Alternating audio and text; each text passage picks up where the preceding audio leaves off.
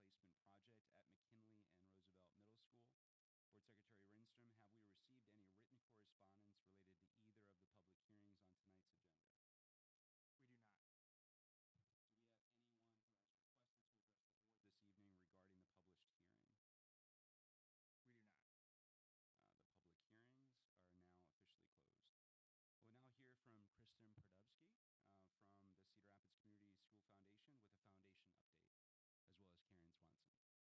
foundation update, as well as Karen Swanson. Hi, I'm Kristen Pardubsky, a parent of 2 Cedar Rapids graduates and chair of the foundation.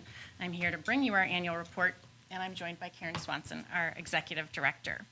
We published our annual report at the end of August. I'm sure you all have had a chance to review it. It's in alignment with our fiscal calendar, and it was sent out via email. If you haven't seen it, it's at crcsf.com, and I'd like to share with you a few of the highlights of that. We've had our 14th year of positive fund growth, and last year's investment return was 9.16, which was a huge improvement. In 22 to 23, we granted the district nearly $250,000. We've seen huge program growth in our fiscal agent program and also in our senior scholarship programs. And we are about $200,000 away from $2 million in assets and anticipate meeting that goal this fiscal year. In addition to that, the foundation was really honored this year to be chosen to receive the Noreen Bush Memorial Funds. The monies have been placed in an endowed fund, for the SAFE program. As a reminder, the Sports Academic Fine Arts Enrichment Program provides financial assistance to at-risk and low-income students for extracurricular activities, and nearly $35,000 was donated in Noreen's memory, so that will be a huge benefit. Just this month, our teacher grant programs have opened, and so teachers are applying for those grants, and we are beginning to work on a new 3-year strategic plan for this fall. We're looking forward to aligning that plan with the district's new strategic plan when that also gets rolled out. I appreciate the support of the district and the school board in helping us achieve our mission. If you have any questions, I'd be happy to try to answer them. Any questions for Kristen or Karen? I don't have a question, but I do just want to thank you. Having been a former trustee, I just am so thankful of the time and dedication that you give to providing resources for some of our students who may not otherwise have them. It's a really fun mission. Thank you, Jennifer. But it's our pleasure. Everyone who serves on the foundation really loves to do it. And we have the best executive director in town.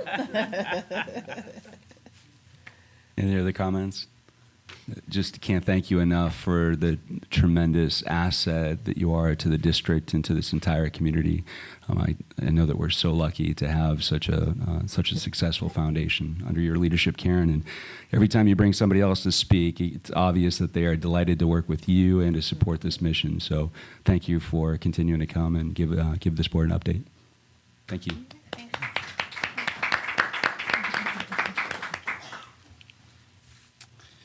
I will now turn the meeting over to Superintendent Grover for her report. So much, President Tominski. I do also want to thank the foundation for all their hard work and just continuous growth and the impact that you're having on our students. So we know that we have some pretty extraordinary students in our school district. Tonight, I would like to congratulate 2 Washington High School scholars who have accomplished something pretty remarkable. Theo Brock and Ian McGrath have been named as semifinalists in the prestigious 2024 National Merit Scholarship Program. To qualify, they had to score in the top 1% of students nationwide on the preliminary SAT National Merit Scholarship qualifying test. This is truly a testament to the great things happening in Cedar Rapids Community School District. Let's give these scholars a big round of applause.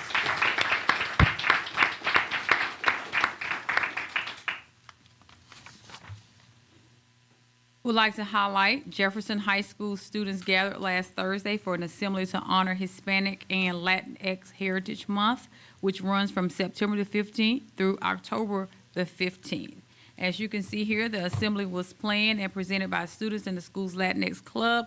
They shared information about the Hispanic and Latinx communities and their traditions, along with performing several Latin dances. One of the highlights of the assembly was a serenade dance. The male Latinx dancers performed with Jefferson Principal Jessica Luna. How about that? Homecoming celebrations are underway for our 3 high schools. Washington celebrated their homecoming last week, and I hear they got a victory off for their homecoming with a jam-packed Spirit Week full of fun dress-up days, a pep assembly, parade, a bonfire, and dance. Jefferson and Kennedy's high schools homecoming is this week, and also they have several fun activities planned. Our executive cabinet is continuing to get out into schools to observe the wonderful teaching and learning happening on our campuses. During our most recent walks, we were at Franklin, Erskine, Kennedy, Roosevelt, and Hiawatha. We had an opportunity to witness our Amplify Science curriculum at work, learn about some of our school improvement efforts underway. Also, the Magnet office, in our Office of Academics, they have rolled out their walkthrough form for future ready learners, and we had an opportunity to witness that. And it's just been great to have conversations with principals, but moreover, just get close up with students to see some of the procedures that they and routines that they have in place, but moreover, some of the learning that's happening. So great work out in the schools. This past week, I had the opportunity to present at the Iowa Bar. I believe this was the Lynn County Bar Association group. And a wonderful group. I was wondering about what it would be like to present to a room full of attorneys. And so they were able to keep me pretty straight. I said, let me make sure that I keep it about the facts. And so that made it pretty easy. I shared about the district's preliminary strategic plan, but a lot of great feedback and a lot of great interest around our school district. Today, I also had the opportunity to present to the Downtown Noon Rotary about our strategic plan as well as our bond efforts as well. So speaking of that, our bond update in regards to investing in Future Ready Now, I wanted to thank the families, staff, and community volunteers along with our Board of Education. I think it really boded well to have our Board of Education out sharing information, willing to go out to our schools, talk and engage with our families, and just a huge testament to our campus leaders. They're the ones that are out at the schools every day. Our campus leaders, our teaching staff, all of our staff members, support staff, they are in the schools every day. They understand what this means to them, and I think they showed up to ensure that we were able to collect the necessary signatures to make it on the November 7th ballot. Now the district is embarking on a comprehensive community outreach campaign, which you will hear more about. It's our opportunity to continue to educate and engage our voters. As I am out, simply because there have been several iterations of the project, it's imperative that people understand what is exactly included within the bond at this time, understand the cost of the $220 million and the $2.70 tax increase per $1,000 assessed tax values.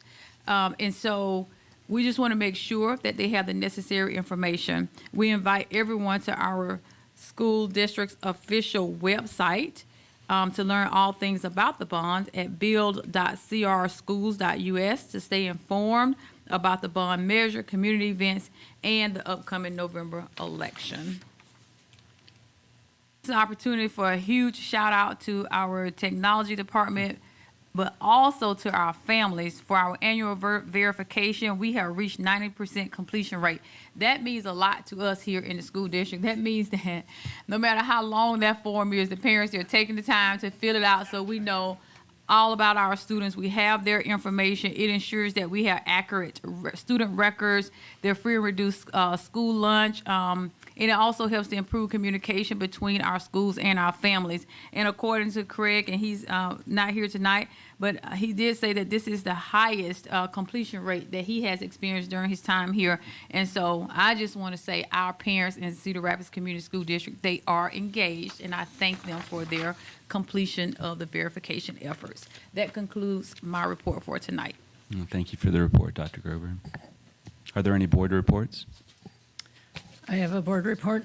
Go ahead. The steering committee for the Urban Education Network met last week for the first time for this school year. We had basically three things that occurred at that meeting. First, we spent some time talking about our legislative priorities for the upcoming legislative session. We'll continue to work on those. It looks like they'll be very similar to the priorities that we had last year. The second thing that was pretty exciting was that the new Department of Education director came to speak to us, Director Snow. So we had an opportunity to interact with her.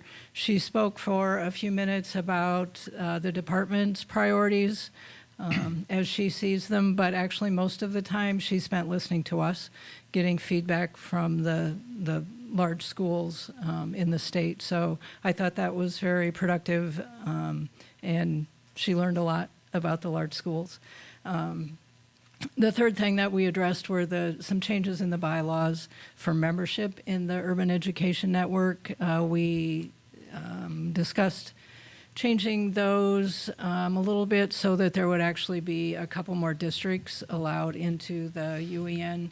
We decided to table that and give it a little further consideration before we voted on it. So that's the update from UEN.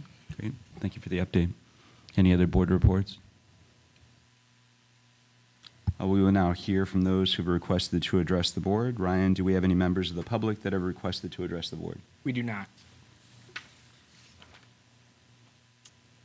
Moving on to our consent agenda, are there any items that a board member would like to pull for a comment, question, or a separate vote?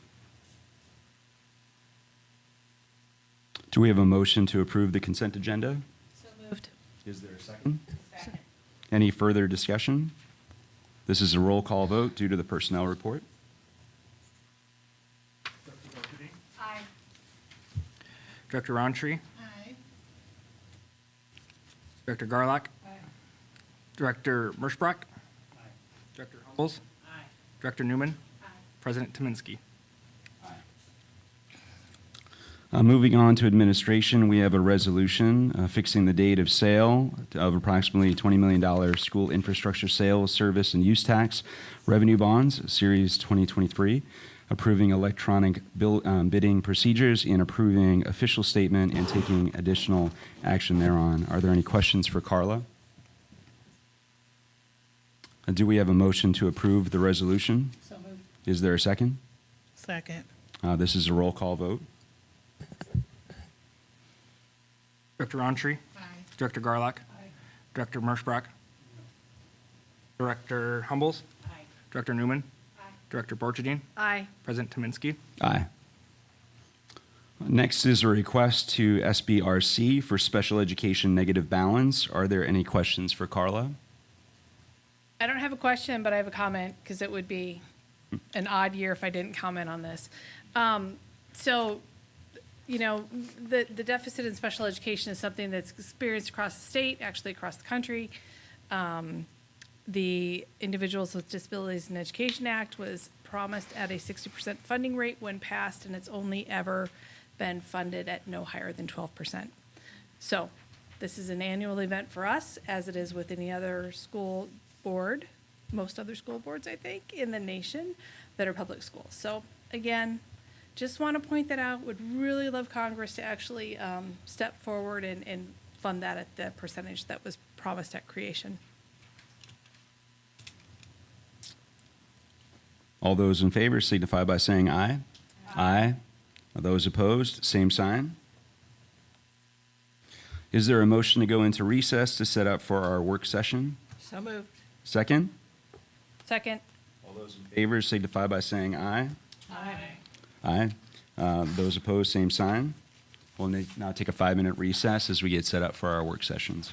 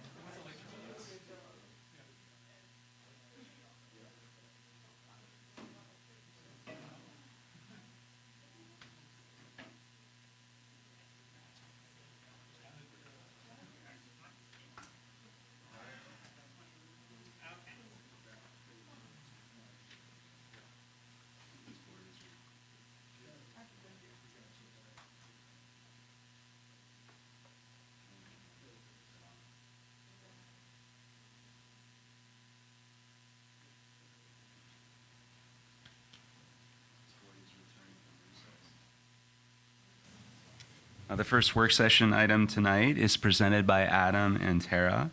They will provide an update on the Career Technical Education Programming and College and Career Readiness Task Force. Turn the meeting over to both of you.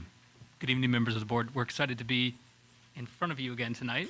Can you hear me? I can hear you. Perfect. Hello.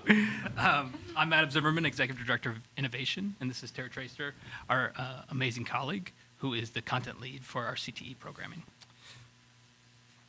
And to start, CTE programming would be career and technical education. Yes, thank you. 4 goals tonight.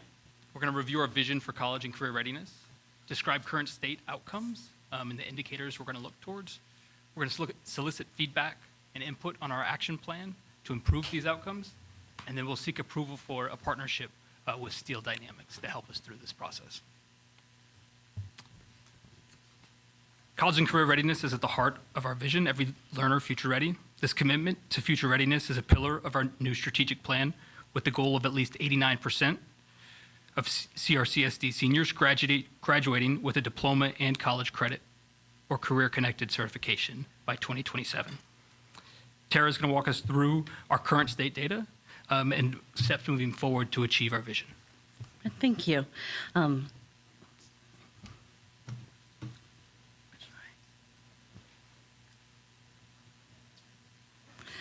All right, the framework to achieve this ambitious goal is outlined in our mission statement to ensure all learners have a plan, pathway, and passion for their future. Our project this year is to operationalize that mission statement. Yes, there are a lot of terms on there. And so in looking at that, these are the terms that we're going to really become familiar with as we're talking within our plan. Do you have an extra? They don't have copies. Y'all don't have No, copies? we don't. They're in the board package. You know, could we just grab our iPads? Yes, maybe. If you would like.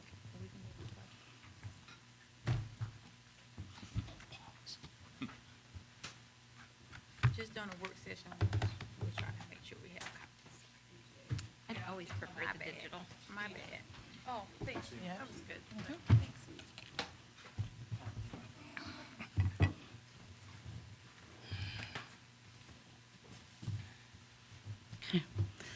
The world of college and career readiness has many terms and a whole language that's precise and part of our larger framework and community. The above terms are essential for the work we will be doing. I'm going to skim over some of them as opposed to reading verbatim all of the definitions.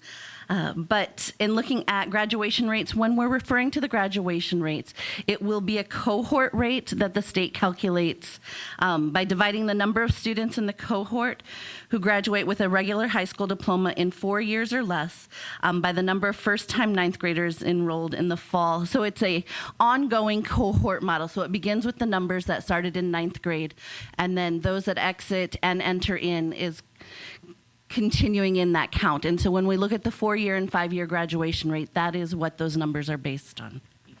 The post-secondary readiness index are the percent of students taking either post-secondary enrollment options or concurrent enrollment, or percent of students taking either advanced placement or international baccalaureate courses. And those descriptions, again, come from Iowa's school performance profiles.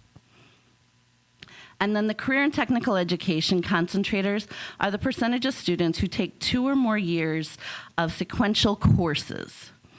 So it's 2 or more years if it's a business class, but it's those sequential courses, and that's when we get to the career tech ed numbers.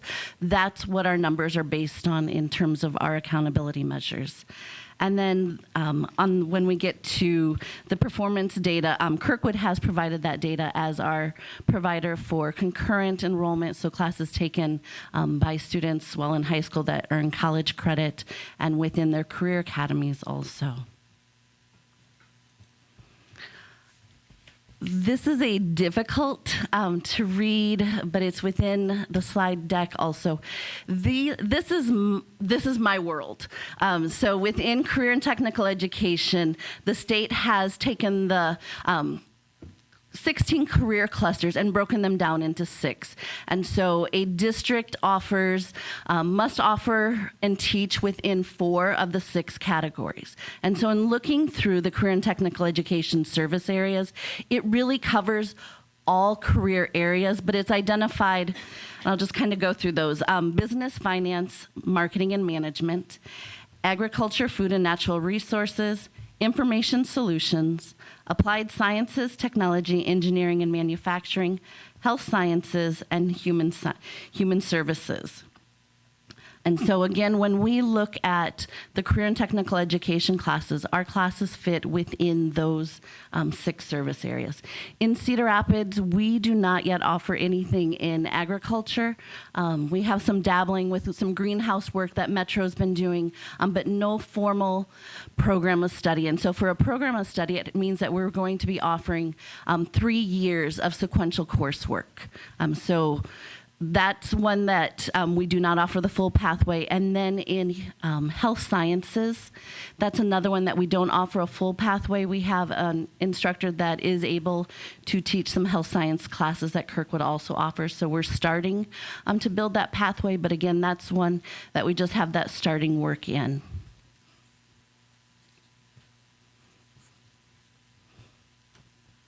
Okay, the Iowa School Performance Profile data, and this would be from last year. It came out sometime in October, and so we'll be seeing it again, and this is reported by the state. This refers to that cohort model for the graduation rate of 79% with the 4-year and 94% with a 5-year graduation rate.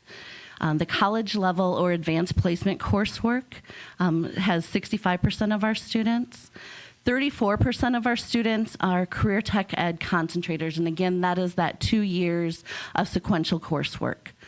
And then from Kirkwood, they have identified that we have a 14% participation rate in college credit through Kirkwood Community College, and this would be on-site classes, Kirkwood Academy classes, and then anything within our teachers that are teaching classes in our buildings that are worth college credit. Yes. Do we have our data for this too? Not tonight, I understand, but do we have our comparative data too? This is what the state has identified for the district as Iowa School Performance Profile. This is Got it. yeah, This is our data. Yes, Sorry. yes. The next slide will be with the career tech ed individuals, but this is our data. And then the state also provides the ACT or SAT participation rate at 54%, and then ACT or SAT success. I'll make sure I get the correct definition for that. 22 or above.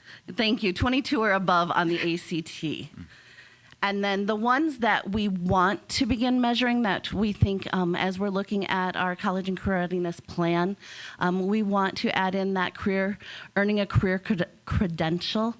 That's not something that we're measuring right now, and that would be one that we would like to add. So then as we're looking at our strategic plan and that elevating of our pathways and plans and passions, that's something that we're looking at. And then also engaged in work-based learning experiences. And so right now within our student information systems, we are measuring internships. And so students that are completing a 45, 90 or more hour internship, just based on the length of time of that internship, is being measured. But students that are engaged in job shadows, campus visits, employer tours that have guest speakers, that are doing school-based enterprise, so students that are running a business, those are not currently measured, and so we're working with the data team to identify how we can put those in our system and make sure that when we're talking about what it means for a student to have a whole work-based learning experience, career credentials, that we're truly looking at everything that we're offering within our district. And we have some amazing things within the work-based learning, and so that's what we'll be working on also identifying.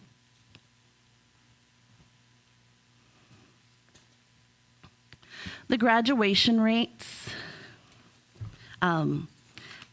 is just showing, we're highlighting this information again, the Iowa School Performance Profile. Improvement we see, It's feel okay. like I missed one. Yep. You're totally fine. In this data, I think the point of it here is there's some celebrations for sure. And then there are also some areas of improvement. One of the areas of improvement, and I'll let Tara take it back, is that the demographic data, the outcomes aren't the same. We have gaps in each of these areas that we need to continue to focus on. We pulled the graduation rate as an example, where you can see gaps that are representative in each of the 8 state indicators that are represented on the previous slide. Thank you. And then this one are the Perkins 5 performance results. And so Perkins 5 is, again, that world that I live within, and it is what supports our career and technical education programs. But it's also, more importantly, how our career and technical education programs are measured. And so every year we receive from the state our performance profile. And based on if we have met those measures or not is if we complete an accountability plan.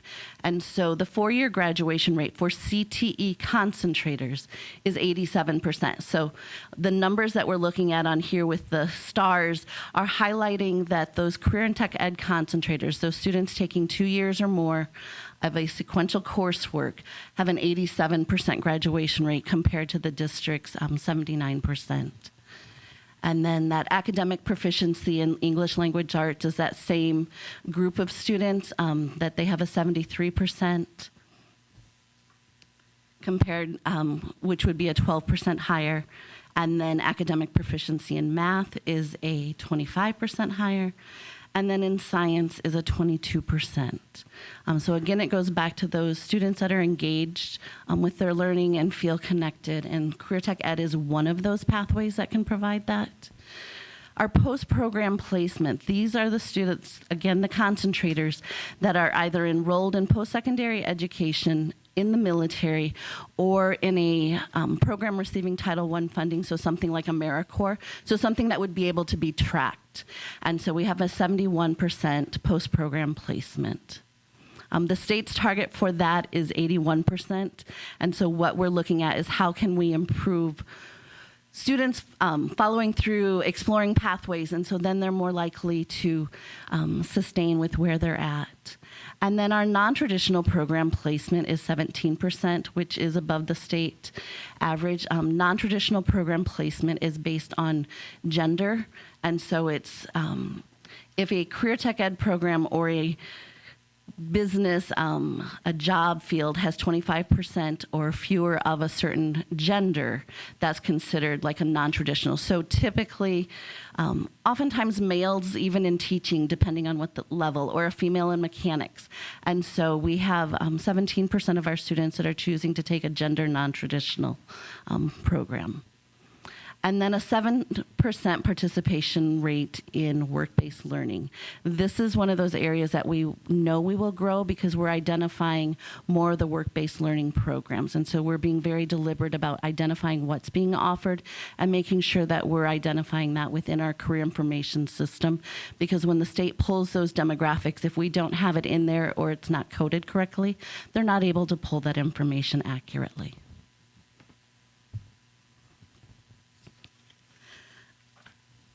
And then a bit of the research. So 80% of students who dropped out of high school say that real-world learning and seeing the connection between school and a good job would have kept them in school. And so as we elevate plans, pathways, and passions, some of our work includes helping those students make that connection. So when they're asking the why or when will I ever use this, that they're seeing it in what they're doing. And so it could be as simple as a student when they are, and you've heard about our student-built house. So when a student's building the house, they're cutting, they're measuring, they're counting, those numbers are coming into play. And also their employability skills as they work with contractors. And so just that applied learning that's taking place. Career and technical education concentrators nationally have an average graduation rate of 94% compared to the national graduation rate of 85%. And then students with a disability who are CTE concentrators have better outcomes of 3% fewer absences, 5% more likely to graduate on time, and 20% more likely to be employed after graduation. Thank you, Tara. And I think the big point I'd like to punctuate from those statistics, it goes back to our mission. When kids have a passion and they have a pathway that's clear and that they can choose, they do better because they want to be there. And so our goal over the next year is to begin to articulate a plan on how we're going to build that system in Cedar Rapids. We're not going to build from scratch, and I think that's really important. We have key assets in the district already, namely our principals, teachers, counselors who are ready to do the work. And then lastly, we have community members, business leaders who are asking how they can help as well. And so leveraging those key assets will be a huge project that we're excited to engage in. what that will look like, and this is what I'll talk about for the next couple of minutes, there'll be some key actions that we'll get into. Vision, mission, and design. We have a number of groups, which we'll talk about. They're going to articulate what this looks like PK-12. Because you don't develop a passion just when you hit 9th grade. You have inklings, right? And you know you want to go pursue certain activities for reasons. So how do we expose kids early to some of the questions that will lead them to their future passions? We're going to define 4 to 6 high wage, high skill, in demand career pathways that kids can choose from, and that'll be with our stakeholders.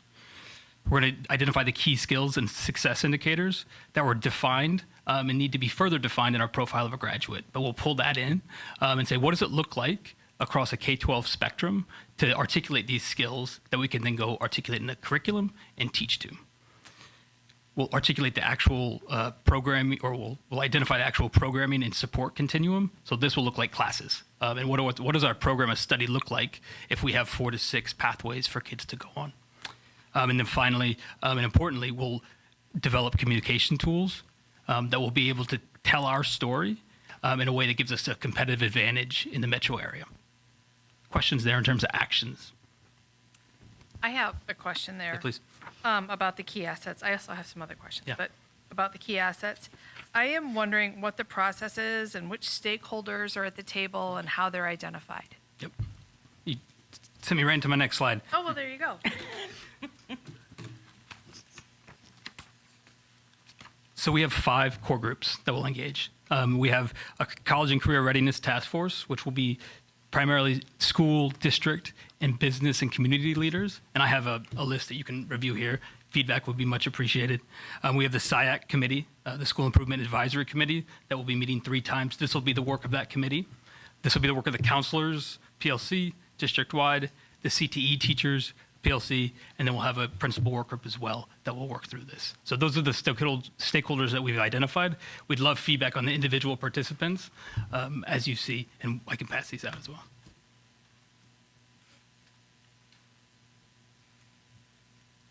When we look at the contract that we're asking for approval tonight, the Steel Group has done this before in other districts bigger than ours. And their group will come in and help us design these experiences and make sure we get to the final products and deliverables that we'll need to operationalize this in a relatively short order in terms of just a year of planning. So am I understanding this correctly, that it looks like most of the stakeholders are at a meeting once a month to kind of refine process and, Yep. okay, Yep. thank you. SIAC will meet 3 times a year, 6 times for the task force, and then monthly for the other internal groups. Adam, I do want to point out when we were talking about the teachers, I know we mentioned the CTE teachers, but it's going to be imperative that we also engage with the core teachers as well, so we understand that crossover and Yep. how it looks in pretty any classroom that they're in. Absolutely. Right, and I think that that kind of leads to another question that I had, and it was about college, at our collaboration with college, but I think it fits here too. And I'm just wondering if, when something is introduced, that it's introduced sequentially, like especially if it's a math-focused area, that it's being introduced sequentially based on background that we've already provided students. It's a great point, and we'll do that work in terms of the program of studies so we can have that alignment. Okay. Yeah, as part of what our work, what we'll do, I don't know if we landed in on it yet, on whether or not we'll create like a 6-year, 8-year, or 10-year plan for the students, but basically it will outline and kind of show them like whatever prerequisite courses they need and what's their first course and second course, if they plan to be on a continuum. Some students may want to move around and test out some different things, but I think we should have that well articulated by the end of this year's work. Absolutely. Do you have any sense of staffing for the CTE courses? First of all, are these very specialized staff members? And secondly, are we like sharing staff perhaps with Kirkwood or other higher ed institutions? So I think the thing we do know is there's going to be a need. And so there are some specific credentials we'll need. Once we get the pathways identified, I think that's when we start working with industry to say, who can we get a certification and how do we engage? But then we also go internal and say, if these are the pathways, how can we help people who are interested sign up and how can we help them get the credentials we'll need as well. Okay. The other thing I'm wondering in terms of staff is, like some of these courses, will they have smaller student numbers in a class just because it looks like they're going to be more hands-on? And so will those classes be smaller, and will that impact other classroom teachers, because it's all the law of averages. So how do we protect our class sizes elsewhere to make this possible? Yeah, I appreciate the question. We're going to get deep with scheduling and on the task force as well. So when we have those mock schedules and the impacts that they're going to have on other classes, we'll definitely bring that back and make sure that those imbalances are accounted for. Okay. And I think this is important, like all the questions that you're asking tonight, this is the work that we'll do for the next year. Yep. In the planning pieces of it. Also, just as we go out to visit our campuses and having conversations, we are very short when it comes to electives that we offer. And so we really need to add in additional classes for our students to kind of eliminate the number of study halls that our students have, and also the number of early outs that we also experience. Students will also have the opportunity to participate in internships, job shadowing, apprenticeships. All of that can also count towards their class times as well. I have an additional question about staffing.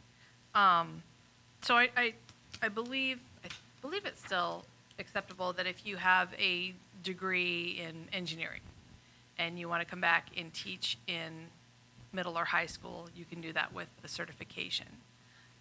Elementary school's a different situation. My question there is, do those teachers also have to have an additional certification to be able to teach in our buildings for the college credit to apply?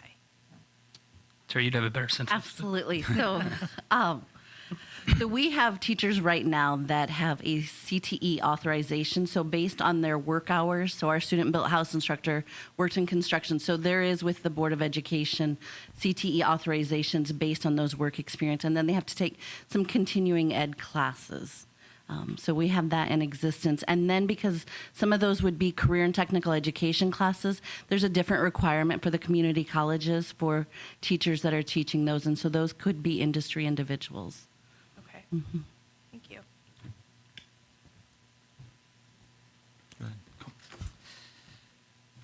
And I do just want to point this out, like as we have the conversations, and I know this was on the earlier slides, any and all students will have the opportunity to participate. We may have students that are also taking advanced placement courses as well as college courses as well. And so that should be part of our portfolio of offerings, even if they are earning any type of industry certification as well. Absolutely. Do we get data? You said we get data from Kirkwood. Do we also get data from Cohen Mount Mercy? Do we have students that are doing the post-secondary? One or two. I had asked for that before, so I would be prepared. It was one or two students, and so the majority are at Kirkwood doing those courses. And we do have the data on that we can share out with participation rates. And I do think I'm looking forward to this work, can you tell?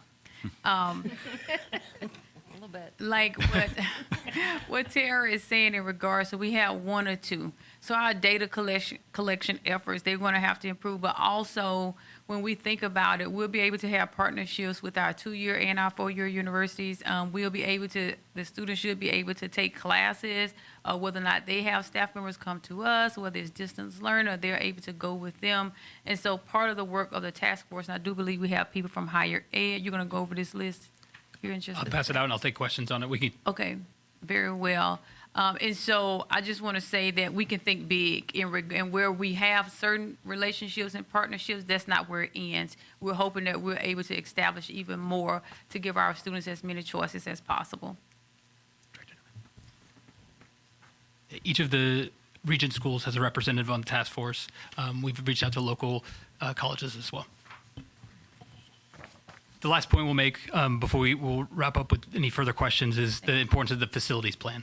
Our spaces weren't designed for the kind of learning that we expect and will design for. And the current bond will help create those spaces that will be needed, and will provide an accelerant as we get into some of the programming to make sure we can actually deliver on that promise. With that, we're excited to support this goal and go drive towards it. We'll take any questions as we close out. What you just passed out, is this the task force? These are all the folks that are on the task force? Yep. Okay.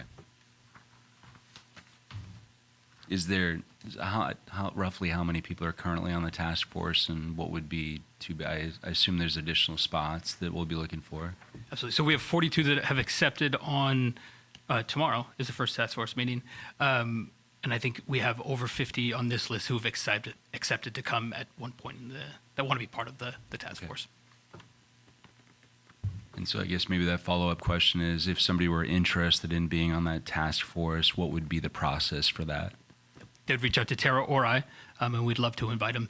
Parents, that's the SIAC group that they'll be part of.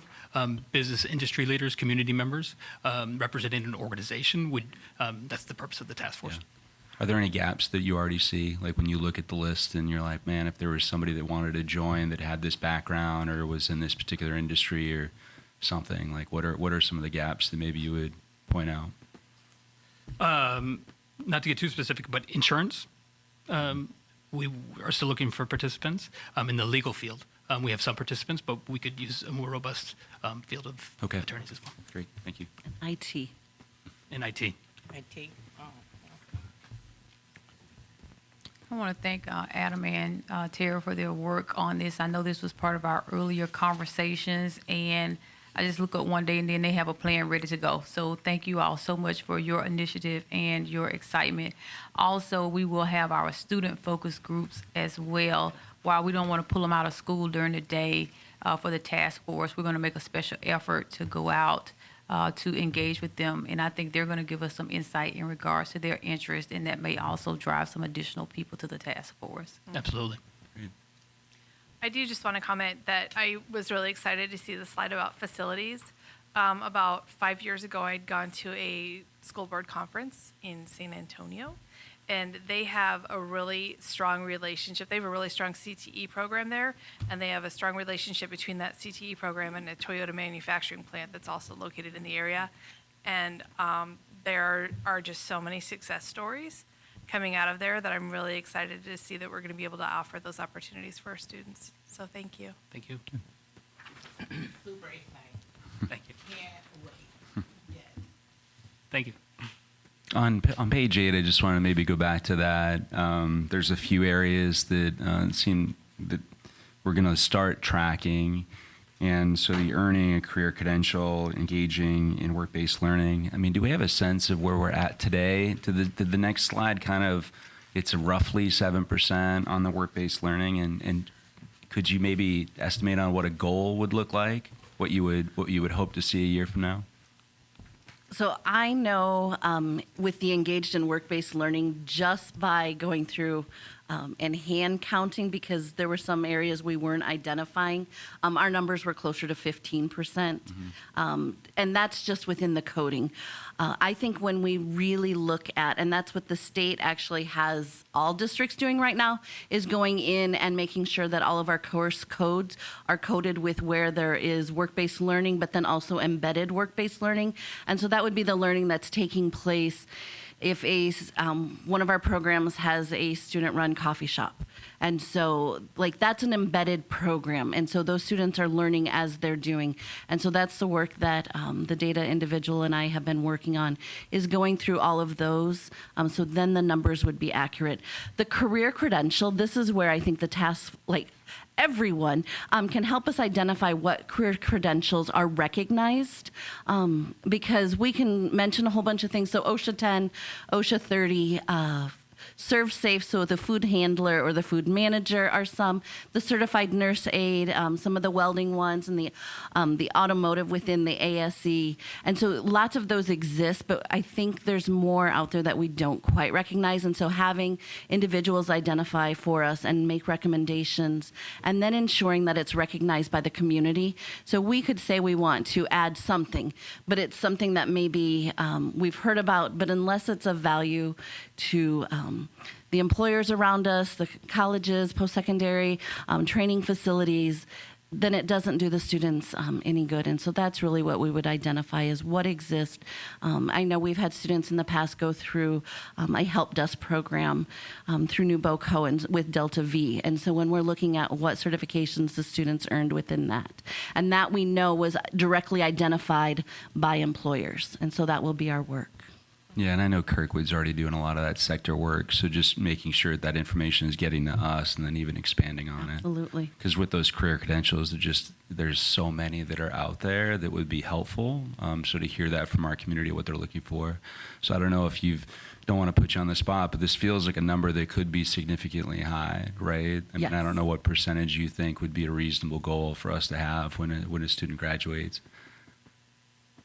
Well, I know what I would like to have.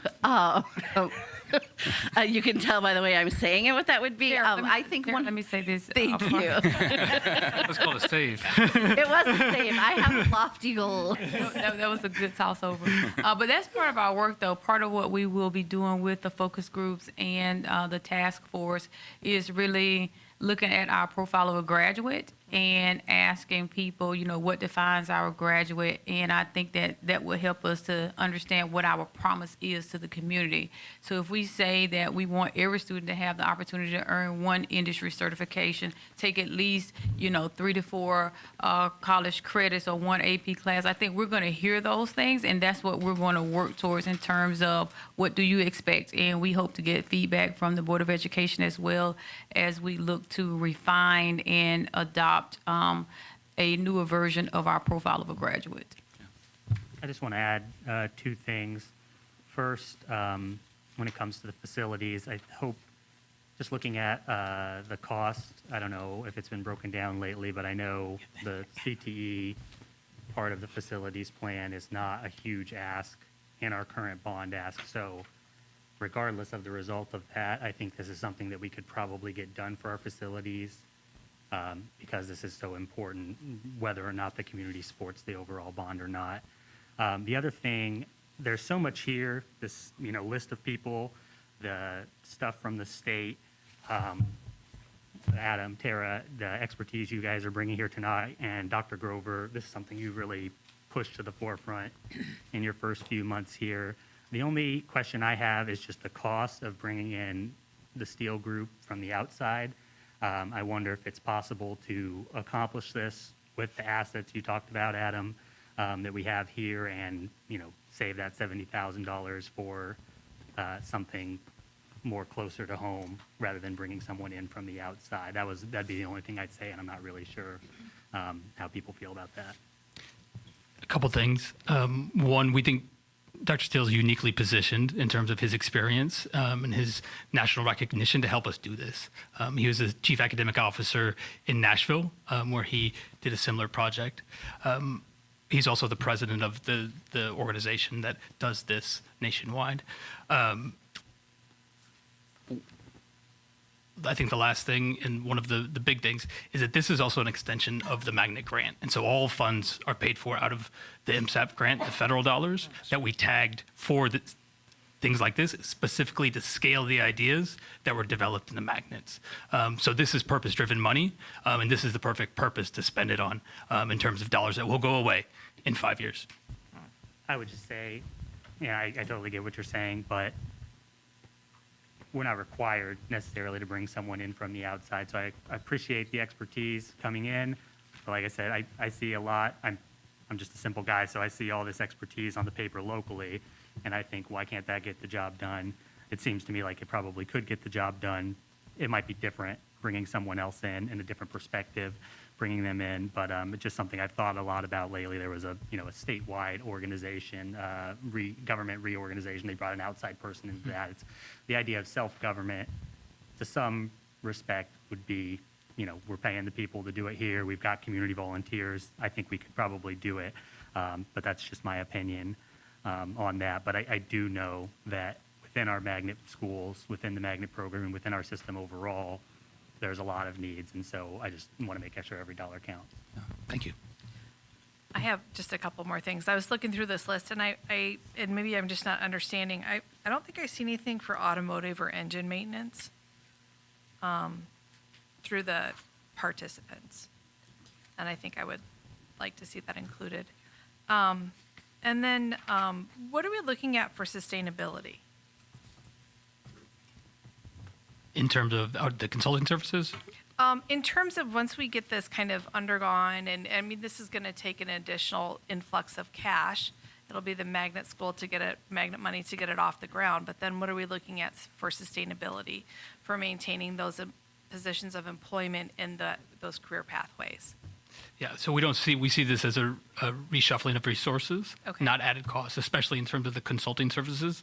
Once we get this lifted, we don't see this as a recurring cost. In terms of staffing to staff new positions, those will be hard conversations we've got to have in this task force throughout the year to decide what are the priorities. And if we say these are the 5 big pathways, how are we going to staff that, knowing that we're also under budget issues? Right. Okay. So we just want to say we do have Perkins funding also that's available that when we talk about braiding our resources, but our partnerships will be key. A lot of the support comes from industry partners along the way, especially when it comes to industry level equipment. A lot of times their expertise in regards to externships where they can come and work alongside our teaching staff. But our dollars, they'll follow the students all the way to the classroom. So whatever courses we're offering, and those are, the teaching staff that will be there in regards to that. And so, again, it'll just be the way that we configure our budget. I do anticipate that when we launch, we'll have quite a bit of marketing type expenses because we want to make sure that we have a well-articulated pathways for our students, that they understand it, they understand what they can choose. So that's to be anticipated. In order to have outreach to our partners, that's probably going to have to be a particular role that can manage that. And I would imagine we will also probably have platforms. Now, the good thing about our tech team, our data team, they are pretty savvy. So I can definitely see something like that happening in-house, but where we can collect the data and to be able to, where we can manage the students and their course selections and things like that. So I think it'll be a combination, but we are asking for an investment. The first one does come along with the bond ask in regards to the facilities. And then we will be working, as Adam said, to align our dollars. And that's why it's critical as we move into the next presentation for us to adopt a strategic plan, because then now that becomes our priority. This is where our monies, and then we will always have people out there on the front lines looking for grant dollars and philanthropic support. I do want to make a comment on the marketing, and that is that I do appreciate that being part of the plan because I think it offers access and opportunity. And we just have to, like you said, with outreach, we just have to be really sure that we're offering equal access and opportunity to all of our students and families. Yeah. I just wanted to comment on that research slide. I really appreciated when that came up. 80% of students that drop out cite not having real world experiences, right? 94% graduation rate when they are participating in CTE programs. So it's so clear that this is aligned with the goals that we have, and I think that we'll see that it's closing the gaps that we've got too. So with that, I appreciate any final comments on this. I just have one, and I want to thank Director Borcherding for using the word sustainability. Not in the way that I'm going to use it, however. I just looking through the list, you know what I'm going to say? Do we have someone with a focus on green energy or sustainability? I know some of these positions might embed that, but I think that point. could and should be a focus also. It's a great point. Thank you. Yeah. Yeah, to that, I mean, just to the earlier point, I mean, looking at the size of this group and just making sure that it stays the size that's going to make sure that it's effective, but making sure that there's no gaps on there. And certainly as we hear from the community, I think that maybe we'll identify some opportunities to expand that out. So, Yep. Thank you. good. Thank you. With that, thank you, Adam and Tara, for the presentation. The next work session is an update on the strategic plan. I will turn the meeting over to Dr. Grover for her presentation. Which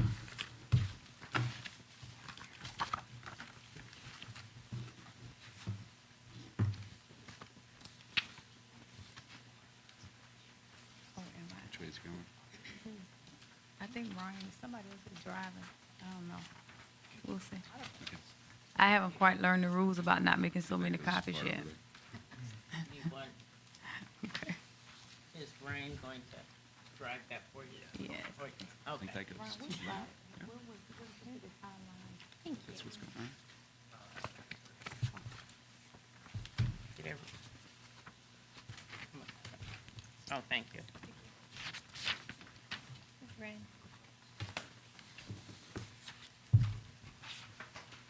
I'm going to start with the executive summary here tonight and kind of walk us through our process and then move us through some of the overarching pieces of the strategic plan. Then I have our executive cabinet. They'll probably come up and join us here as I get to each of their sections that they are overseeing. So I want to thank Director Merschbrock for your ask at the last meeting to kind of outline our process within our plan. And then I do want to just maybe kind of step back just to kind of let you know where our key milestones that we've reached here. Around in April, of course, I had the opportunity to come in and start this work. And the Board of Education and we kind of moved swiftly to convene for board governance meeting to take our first step with thinking about the fact that our current strategic plan was expiring and what will be our next steps. Then we continued on with our listening tours April through May and our public survey at the same time of getting input around our next steps as a school district. And in June, we had the opportunity to roll out the first initial draft to our executive council, as well as during our executive cabinet organizational meetings. Also, within August, we had the opportunity to bring it back to executive council so that they can kind of see where their feedback landed within the document. On August the 14th, we presented the first draft to the Board of Education. And then August the 22nd, we had an opportunity to roll it out to our all-district staff. That brings us to the meeting tonight where we are hoping to receive approval to move forward. So within the Cedar Rapids Community School District, we engage in a strategic planning process every 3 to 5 years, and the process consists of 5 phases. That first phase for us is around the comprehensive needs assessment, which is a multifaceted and cross-sectional assessment of the district consisting of listening sessions, surveys, stakeholder interviews, as well as data analysis. After that point, we've moved to the consultative facilitation and analysis of the needs assessment completed by an outside entity. We do think that that's imperative to have that third point so that we make sure that our personal biases or just the fact that we've talked about things for a long time, that we don't miss any trends. So we appreciate the fact of having someone else to put another set of eyes on it for us. And step 3 allows for development and feedback, a multi-step inclusive process conducted by the superintendent of schools to develop and seek feedback from multiple stakeholders based on what we heard. So we heard something, we summarized it, then we put it back in front of people to make sure we captured what the needs were. And so we have already worked through steps 1 through 3. We're now at phase 4 here, where we are seeking approval. And for the Board of Education, we'd be seeking approval around the strategic plan overview, where we would adopt the core pillars, the strategic anchors, the progress measures, and success measures. After which the work is already underway, as you see, but phase 5 would be implementation. And so we've already kind of moved that forward. So this multi-step process is in place and is designed to provide the Board of Education with the authority to govern the district effectively while enabling the superintendent to intend to manage the day-to-day operations of the educational institution. This approach creates a conducive environment for all of our stakeholders to work together seamlessly towards achieving the district goals and objectives. Through this process, the Board of Education can exercise its oversight responsibilities while as a superintendent, along with our team here, we can focus on efficiently delivering the instructional program and services to our students. So within our strategic pillars, and you kind of have a document here. So just so for as language and vocabulary and helping us to get accustomed to it, I guess I'm doing this intentionally. These 4 areas here is what we would consider to be our strategic pillars of the mobilize the community, stabilize the district, energize our staff, and elevate students' plans, pathways, and passions. Our strategic anchors, as you can see, we're still working on this diagram, Director Merschbrock. We're still not quite there in regards to the aesthetics, but we're working on it. And so you can see the future-ready facilities, the strong family engagement, these particular areas, I won't call them out since our team will be coming here. This is what we view as our strategic anchors, and I think we have 13 areas that fall under the 4 core pillars. Also, for each of the areas, we will have progress measurements. I think you asked about that, Director Newman. What would be, there's a difference between leading and lagging data. And so the leading data, what are the progress indicators, the benchmarks that we're looking at along the way that say that we're headed in the right direction? And then we'll have our success measures. I'll come back and talk about those here shortly. But that was what was the impact down to the student level. So there are some things that should be leading towards the success for our students. So with that being said, I'm going to turn it over to our executive cabinet, and I'll kind of help guide them here in just a second. But our first core pillar is around mobilize the community. And we're going to pause after each one of these sections to see if you have any questions or feedback. So mobilize the community and the strategic anchor around the future ready facilities. Carla, you going to take that one, or am I? You want me to take it? Since well, we already know that's all we've been talking about, the future-ready facilities. And so, but our design element here is our learning environments are safe, supportive, functional, and updated. I think that's pretty clear. And what is the progress measurement? Our first step for this is by November 2023, the facilities master plan is approved and adopted, and hopefully we'll have the funding through our bond efforts. On the mobilize the community, the next one is around strong family engagement. And Kareem.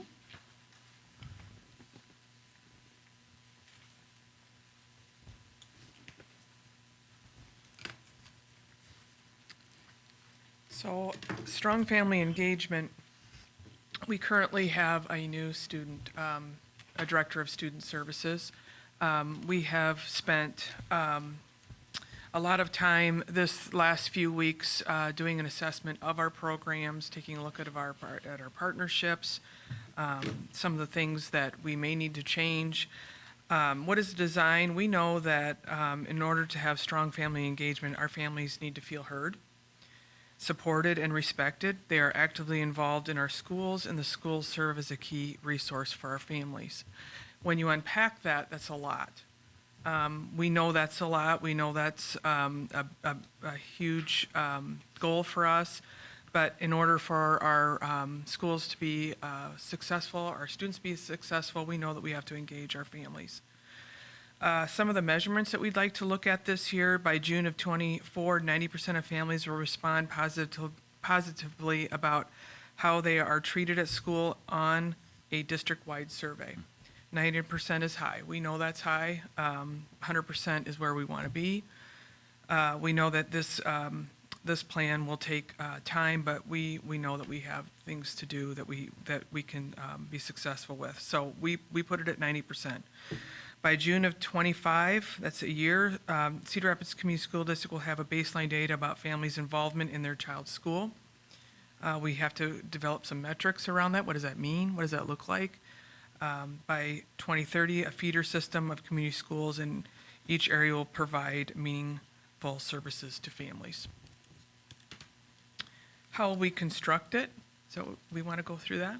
So the how we were constructed part, we're not going to go into that today. That's really gets into our day-to-day work, our initiatives, and our action plan, and that's where Director Borcherding, we talked about continuing to engage our different groups. So each of the chiefs, if they have this particular area around the strategic anchor, they are working to establish their committees that will help outline the initiatives. And so the committee is to be established by September the 30th, and then we'll have the first draft by October 30th. So once we have the outline, we'll bring it back to the board for an update, but you won't have to approve it. That's just our day-to-day work, but we'll keep you informed. All right, thank you so much. Any questions for Corinne or us around mobilizing the community? When I look at here, you have June 2024, 90% of families will respond to a district-wide survey. Is that an online survey? Is it going to be paper? Are we also thinking about families that don't have access to the computers to get that feedback? So we're making sure that we're capturing all Absolutely. the families in our Absolutely. district. I think we cast a net through getting as much as we can through an online survey, and then we go to work. We go to work, and whether that be mailings, whether that be conferences, there's just so many things that our team can look at. But once we first cast our net, we're hoping to get a large chunk and then move from there. Because I think that will be important, because sometimes I think we always assume everyone is on the internet, and they're not. And so I just want to make sure that we reach all of our families, so we get the feedback that we're looking for. And a couple of years ago, we started with the family engagement calls, and we said the 6 calls. And so a lot of this data comes from that final call or that final conference is when they start to do that and get that information. Thank you. Thank you. Obviously going to be difficult to hit 90% if we don't have 100% participation, right, and access to it. So What's the current percentage of responded positively? Do we know that? We do. I can get that for you. Okay, I'd like to see that. Yep. And then I have questions. I have a question here about ways that strong family engagement, it really is throughout all of this. I just am wondering what kind of input has been provided by classroom teachers in different parts of this, and if their data or input has been tagged as, identified by a classroom teacher. I think that those are our staff members that have the most familiarity with families and students.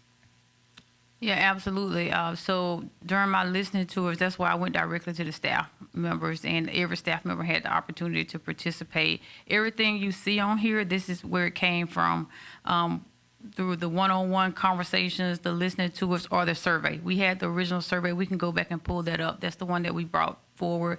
I do think that we asked them what was their relationship in the district, so we can break it down whether or not they were a staff member or if they were a family member. So quite a bit of information. And one thing, too, I think, getting to your point, Director Borcherding, is that how will we construct it? We have small stakeholder groups getting together for each of the, for example, Corinne and the new Director of Student Services will have that stakeholder group. And then that's when we would bring in the teacher voice of what does strong family engagement look like from the classroom level. Also, with parents and seeing all those people in that for the action steps that need to be taken to reach these goals. We know we're working on the right work because this is what they told us, but it's how. The how is what we're trying to learn from them about. How do we want to go about it, where we need more voice? And I do have a question since this is a work session. So I just want to make sure, just only because, again, that's why we have it in draft form and we've had several iterations. I just want to make sure that date of 2024 to 90%, that we didn't change that to 2025, because in the second one, we say that we will have our baseline data. It was my understanding that we don't currently have this data on hand phrased in this particular way, so I just want to make sure. So if we want to just make a note of that I don't know if we've asked the surveys in the past in this particular way. I know we've had some surveys, and I think this is the reason why we said that we would have the baseline data by 2025 after we have the reporting. So we just want to make sure we get our dates right there. Okay. That gives us a little breathing room. One thing I'd like to add about and this is kind of following up on Director Humble's point about making sure everybody has access to a survey when it comes to making sure families respond positively. I think to some degree, you may have families, students who kind of see, we have a very positive view of the school system here, but, I'm sure there's some people out there, they see the school as just one more institution, one more part of the government that is, not necessarily looking out for them. And so I'm wondering how, and there's a couple of examples that have happened recently, just happening right now as well, and if we can kind of work collaboratively to make sure that things that are available, not necessarily through the school system, but through other parts of the government. And so, for example, there's been a lot of disenrollment from Medicaid recently over the last year with the pandemic ending. And so if we have not just students, but their family members, experiencing a loss of health care services, if the school can be a place where we work with other areas of the government to make sure people are kind of making sure they keep their coverage up, that's one positive thing. And it's not necessarily day-to-day learning that is creating that positive, but we're helping them out, and having healthcare is going to help them out. The second is right now, and I can speak from experience, my kids both go to community eligibility free and reduced lunch schools, and so we're getting pandemic EBT cards in the mail, $120 directly to buy food to make up for, I think it was for the summer, is what it's doing. It just got funded. But that comes through the mail automatically. If you've moved recently, your address isn't up to date, you just might miss out on that card. That's $120 that families are going to be missing out on that could make a difference, over the next couple months. And so if we could kind of work towards a system, it was the same during the pandemic with the child tax credit that families were getting monthly, $300 a month. And there was concern that if parents weren't working, they weren't filing taxes, and that was the only way that you got it unless you went out of your way to take the next step and sign up for these things. And so if we could be a place where these things get delivered, we're not kind of just hoping that they experience school good in a good way when everything else is kind of missing them. And so I could just imagine that, if we help kids get that $120 card, that would be a positive way they would view us as a school system, and, then they would view the whole system a little bit better off, and we might see it reflected in these numbers. So just a thought about kind of the things we've seen over the last year. And I'll just point out the last thing there. Thank you, Director Merschbrock. By 2030, we have it listed there that we will have a system of community schools that will be great support for everything you just outlined there. And especially as we are constructing or upgrading our facilities, we're trying to make sure that we include space with that in mind on the front end. Director Newman, did you have, I saw your hand up? Okay. All right, thank you. We will move to the next one, stabilize the district around increased enrollment. Ron, you want to take that one? Yeah, so Craig and I are working on increasing the enrollment as the strategic anchor. Our design is to retain and attract more students and families to our district. Our progress measurement that we have set forth is by June 2027, enrollment has stabilized, and we've had a 1% increase. A few reasons why we set that goal is the reason we have had a decrease of 1,300 students since 2023. One thing that we want to tackle is the open enrollment out last year was about 1,500 students. And that's an increase of 246 since 2007. So really, 2017. So we really want to stabilize and keep our enrollment trend staying stable and increase by 1% over the next 3 years to stop the downward trend. So we want to get stabilized. Our task force is meeting on 10/10, 2023. We have about 8 members to start helping us. What are the strategic action steps that we want to take to understand the problem practice?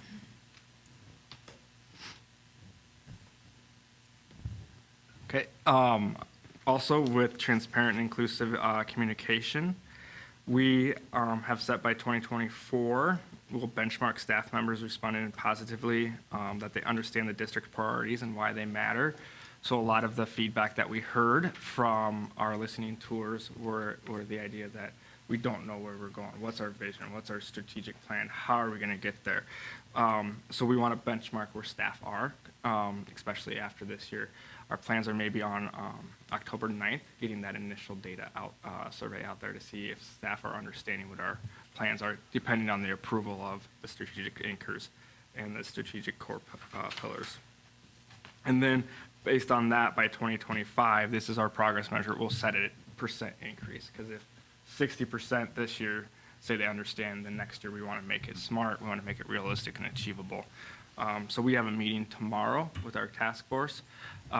Justin is taking the lead on that and helping with that. So we'll come out with that and also start to define what transparent and inclusive communication looks like for our district.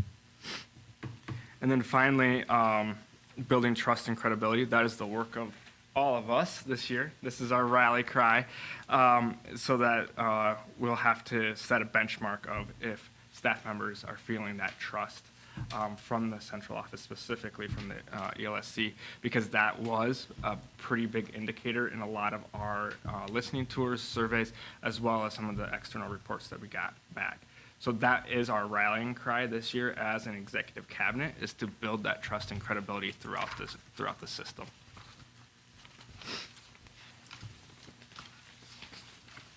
Any questions on stabilizing the district? When you say there's an 8-member committee, is that all internal? Is that like who's? So this is a small group. It is an 8-member internal to start to study the problem. So one of the action steps will be, what is the problem of practice and how do we design around that? Is it interviews? You kind of think of it as the engineering design model of we need to study it, then we need to talk to the stakeholders. Yeah. Some steps out of that could be like, we need to interview families that are opening and rolling out. Why are they opening and rolling out? Why are people coming in? Like, why are you opening and rolling in? So some of those day-to-day action steps will come from that group, and it will probably expand, but that's our first initial group. Great, thank you. Yep. Okay, the next one is around energize our staff. Staff members are paying attention. I did get an email from a staff member saying, well, since you're going to be talking about the strategic plan and energizing our staff, I just want you to know this is one idea on how to do it. So they want us to think about their calendar. So I just wanted to point that out, that our staff members, they are paying attention, so we have to try to live up to this thing. So, Mr. Ballard. Oh, thank you. I will. I look forward to hearing more about this calendar soon. So, staff efficacy is the first checkpoint. Thank you, sir. When we looked at staff efficacy, we wanted to make sure that all our staff really want to work here. They want to be here. They're our biggest cheerleaders. They help recruit better than anything I can do in my office. And so as we increase their efficacy, everybody will be happy to be here. So we designed it and defined it as our staff members feel proud, optimistic, and committed to their roles. So just making sure that they feel good with what their roles are every single day. And then how are we going to measure it? So by 2024, June, we plan on benchmarking our staff members responding positively to their job satisfaction with a district-wide survey. Because we don't have anything that's really concrete yet. And so we want to have that first before we can really set a reasonable step forward. And so we're hoping by 2027 to have an increase, a 10% increase in staff retention. So looking at that quality of life every day and then hopefully impacting so much that they want to stick around. Thank you. I have a question there.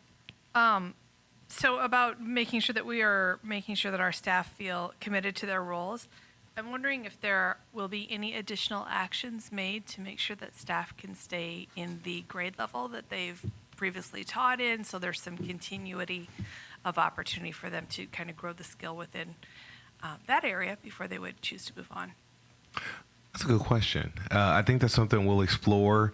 I'm looking at having what I've been dubbing the President's Board, so kind of a representative from every one of our workforce groups bringing those top topics together so we can find commonality, whether you're a crossing guard or a bus attendant or a painter or a teacher. And so that way we can look at what are those common things that we can drill down into. And that could very well be one of our major topics. Thank you. Thank you. One thing I want to add on increasing staff retention, we fought so long to get para-pay up to $15 an hour a couple of years ago. And then by the time we got it there, inflation had gone up so much that, my personal benchmark for it is when I go into the Quick Star, what are they advertising their current pay at? And it was at 12 when paras were at 12. And by the time paras got to 15, it was at 15. I'm pretty sure they're well above 15 at this point. And so, especially for paras, cafeteria staff that's on the lower end, hourly paid staff, to retain them, I think we have to increase wages to have, you look at every personnel report, there's always a massive turnover in paras, and it seems like there's always a shortage and open positions for paras as well. And so to get to that, I think there has to be more of a focus on what are we spending every dollar on. And, because if you're at $15 an hour, it doesn't take much to get to $16, $17 an hour. But if we're not focused on that and really make it a priority, it's always going to be falling behind because funding is not going to be coming from the state necessarily as quickly as we would like. So that's all I would say on that part.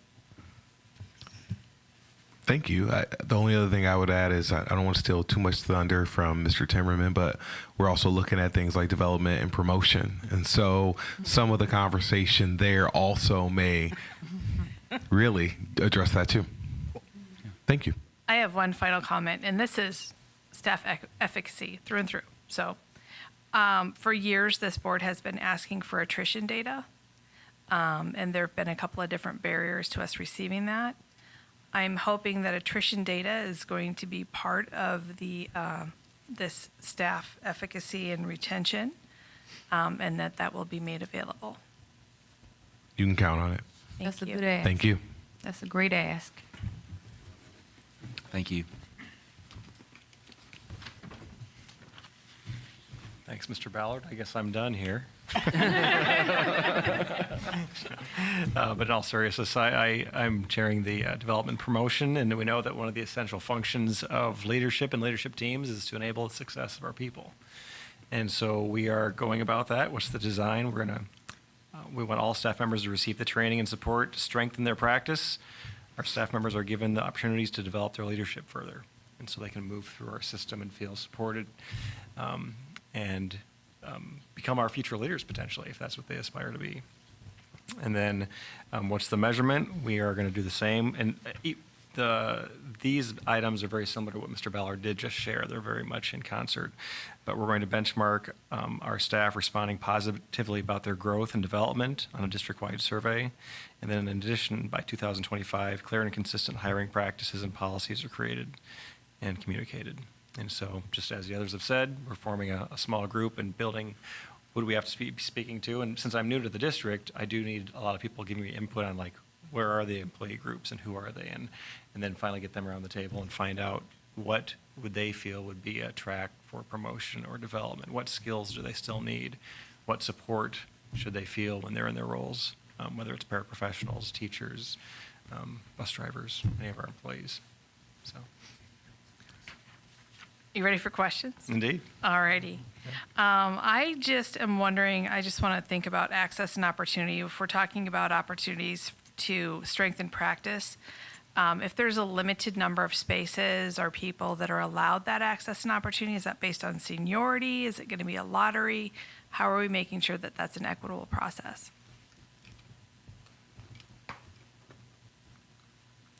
Okay.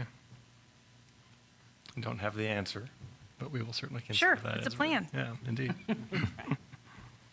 But I think that idea of clear and consistent hiring practices and how Mr. Timmerman and Mr. Ballard have to work in concert with each other is making it clear on how you can move through the organization, going from a paraprofessional to an engagement specialist. And then what do you need to be an engagement specialist to become a teacher, a teacher to a teacher leader, and making that clear and consistent so that people see the tracks through our system on how you can be promoted from within.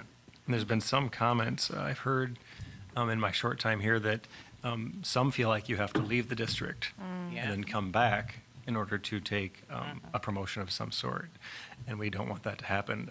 I was in one of our schools and we were providing some professional learning, and I said the true measure of whether we're successful this year is if you return to your positions next year. You know, so that would be, to me, a metric I'd want to know is like, what is that attrition rate? Do people stay in their positions? Are they feeling supported? Because that is the job of leadership. Thank you. Okay. Thank you. Anything else? All right. Thanks. Okay, so we're going to move to stable attendance and diverse and culturally competent staff. And so much of my work in my group that I will be working on in terms of stable attendance, it goes back to that very first one, staff efficacy. If staff feel valued, if they feel optimistic, they're proud of the work that they're doing, they're much more likely to attend on a daily basis. We know that we need to look at the factors of why staff are not attending on a daily basis. So what we want to see is that 95% of our staff are showing up to work on a daily basis, and when they're here, they're giving their very best. So I will be putting together a group of varied stakeholders, various groups. I've got baseline data that tells us where we are currently with each of the work groups. And so we're working to get to that 95%. And we know that if 95% of our staff are showing up on a daily basis, our students are the beneficiaries of that work. What have you been seeing this year with staff attendance? I know we talked about it just a little bit. Any given day. So right now, our staff attendance rate is really good. We know that because we haven't had a lot of illness, we're early on in the year, that I think last week it was 96% of our staff were attending on an average daily basis, and I think we'll just continue to watch that. But I know looking from past years, last year we had anywhere from 91% to 95% of our staff attending on a daily basis. And something that we need to consider within this data point and this progress measure is we're saying staff, not just teachers, but all staff. Yep, so we're looking at our building and grounds, we're looking at building and grounds, we're looking at food and nutrition, we're looking at bus drivers, we're looking at paraeducators, and we're looking at teachers. So every work group it will be touched because every work group impacts what happens in our building on a daily basis. And you bring the aggregate data. Yes, I will absolutely bring the data. I mean, we have it from last year, but that's just a baseline data of where we were. And then we will start with that and say, what can we do? Work with each of the different work groups to say, what can we do to improve that on a daily basis? As a board member, I would like to see that as one of the items that's included in attrition data. Okay. Like level of feeling included and supported. And I think probably different work groups feel very different, so it would be good to have that information. Great. Thank you.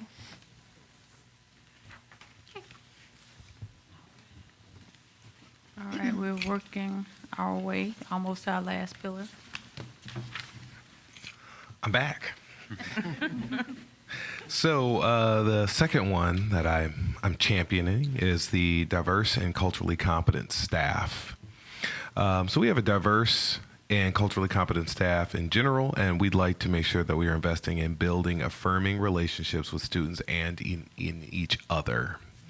So that's our design. That's where we're ultimately trying to go. By 2026, we'd like to see a 20% increase in the hiring of educators of color in our district. And by June 2025, 90% of our staff can articulate the importance of cultural competence and affirming relationships in our schools. Are these percentages reflective of our student body? When you ask, like, is a 20% increase going to be representative of our student body? No, I think we're still going to be a little different than that, but it's going to get us closer to that goal. I think we're a decent ways away, especially when you're talking about educators of color. Sure. We don't have a lot of teachers of color. We have a decent amount of staff in different walks of life, but in that work group in particular, we would like a few more folks of color. Sure. And something to consider there too, I know we've bounced it back and forth quite a bit, is our student population doesn't always match our city demographics. Yeah. So our adult pool, what are we pulling from for educators, is that the same, or do we need to measure it based on what our student population is? Because there's a pretty drastic difference between our adult demographics as compared to our student demographics. So that's just something to wrestle with. Thank you. Any other questions? I feel like we have talked about some recruiting strategies that don't just depend on local talent, right? So I hear your point loud and clear, but for us to make sure that we've got a process in place to recruit the talent that really achieves that goal that we have. So just maybe we would point that out, because I think that was one of the things we talked, Dr. Grover, about just some different recruitment strategies to really achieve some of the goals that I think that we're looking for. Yes, sir. I just wanted to ask, you have been in the high schools recently as a principal, so I was actually wanting to ask you this, recently, and I'm glad I get the chance now, to the point of recruiting local talent and kind of what we were talking about earlier with CTE, partnering with Kirkwood. How do we create a pipeline where, the point is our student population is different from the overall demographics of the city, but part of that is an age skew. And so we're graduating a certain number of students of color, and we want to graduate more of them over time. How do we get them, one, into a job as a paraeducator, then get them the training and the promotion to get them higher pay, and then if they want to move on farther than that, just how realistic is it for 5 years from now, we've got homegrown talent in our schools coming back either as paraeducators or then, going on to get their degree and become teachers in our district, from your perspective as a principal recently? Well, I'd say as you asked the question, you probably saw a smile curl on my face, because that's been something I've been talking about since long before I had this job. And I think it's very doable. Every year we graduate ed majors. And some of them stick around, some of them don't. Some don't know that navigation through the system. And I think one of my top priorities for my office is to connect with all of our students, maybe even before they're in high school, and start to have those conversations, give them a pathway so they can connect and we don't lose contact with them. Because if they feel like they've got a place here, and they do, and they want to continue to work in the community that they grew up in, it's on us to make sure that they can. So that's a focus for me in my office, because if there are students of color who know our community, anything we can do to keep them is what we need to do. And I hope you're seeing the symbiotic relationship between the presentation that was just giving and then this, and hiring within and growing your own. And it all comes together in this blueprint, in the sense of our CTE pathways. You can have students taking those educational services classes, but if we have community services, community schools down at the elementary, for example, as we have new facilities and whatnot, can our high school students go down and do internships for education and get some of those certifications, which they kind of already are doing a little bit of, but how do we grow that our own and then have education classes, maybe in elementary, if we were to build new elementaries and have classroom space for high schoolers to have that educational experience down there and get those internships. So it all is interplays with each other so that we can, it is a recruitment strategy. Yeah, great. Well, and I think it's great with the Grow Your Own, but we have universities around here that have College of Education departments that we should start connecting with early and getting our students on these campuses so they have a better understanding if, in fact, they want to enter the teaching field. Because I think waiting until their 9th, 10th grade, I think we've lost them, but starting earlier, getting them to these campuses, people talking to them about teaching, becoming teachers. I think that's a plus too. So Grow Your Own is great, but we've got to expand beyond that. We've got schools, universities all around us that could prepare or share the information with our students. I think when we get it in front of them early, maybe they'll start thinking, well, maybe I might want to be a teacher. But we've got to get it to them early. I know you're coming, Director Roundtree. I just want to say that's an excellent point. Adam was going over the schedule with me in regards to them going out and visiting the campuses to gain information. And so they had the elementary schools and middle schools on the list. And I was like, Adam, why are we going to elementary and middle? And he was like, because we want to make sure that they understand too that they can explore these careers at an early age and that they get exposure. So thank you so much for that comment. That just echoes some of the conversations that we're having in-house as well. Director Roundtree. Well, y'all have already said it. Oh. So, where's Dustin? He's doing the thing. Okay, so yes, I think it's really good what you said about starting those relationships and those conversations in elementary, right? Because Yes. growing your own really, yeah, like you said, by the time you get to 10th grade and stuff, so much has happened between elementary and 10th grade. And it'd be much harder. I also like what your suggestion was with connecting, creating those partnerships with the surrounding colleges to not just do presentations, but also in creating that partnership, ongoing activities and interaction with the kids in our district. So I think that'd be a great collab that can really benefit us greatly. Of course, that would have to, more exploration with that, but those are really, really good points. Wonderful. Thank you. I do want to say one more thing because I do agree earlier.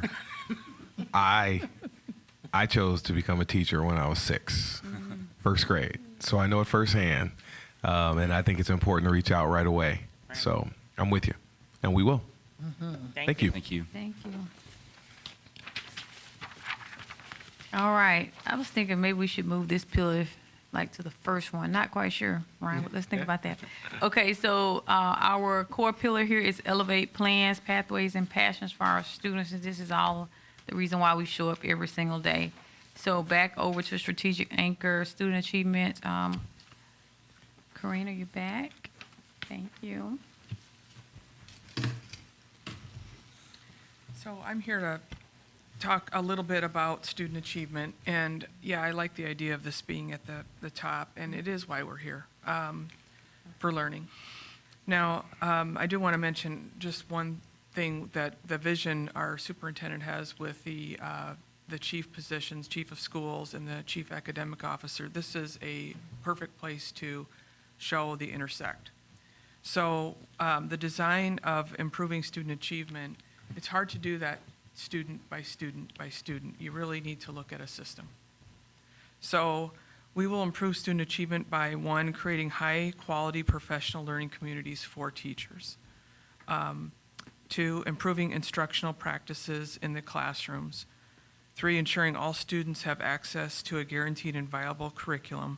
And 4, creating a high-quality mentoring and induction program for our new teachers. We have over 130 new teachers this year. We know that we have to spend more time there, and our coaches are ready to do that. But I wanted to mention this as an intersect because this can't just come from the academic offices. This is about coaching principals, principals working with teachers, teachers working with students.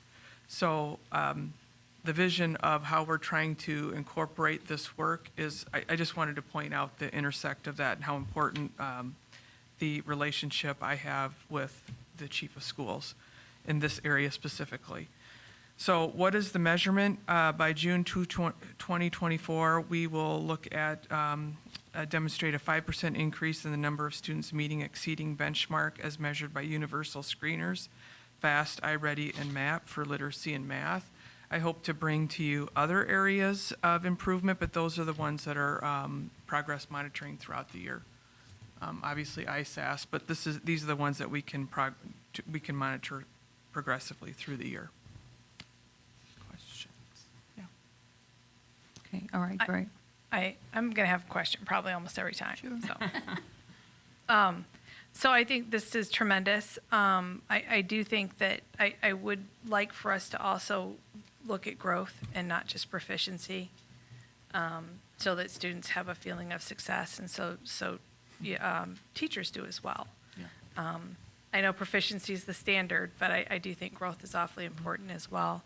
And then the number 2, that improving of instructional practice, I'm wondering if there's, speaking of intersects, if there's an intersect there with that staff efficiency, Staff efficacy, yes, staff efficacy, and if that would also translate to some professional development opportunities.